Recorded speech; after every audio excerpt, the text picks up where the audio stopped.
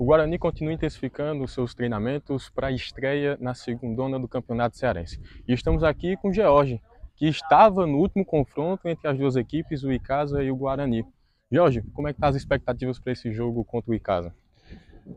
Expectativas são as melhores, né? A gente vem trabalhando aí, vem focado aí, buscando melhorar, né? Tanto a parte física também como a parte técnica, né?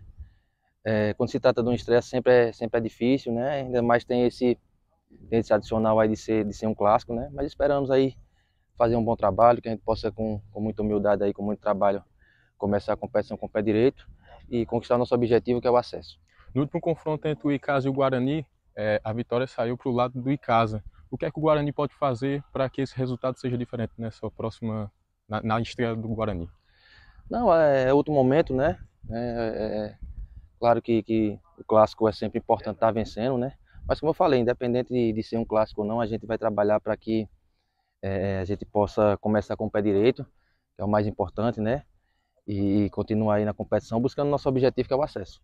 Lembrando que o Guarani estreia na segunda do Campeonato Cearense contra o Icasa num clássico na Arena Romeirão, dia 18 de fevereiro. Eduardo Benjamin, para o Replay.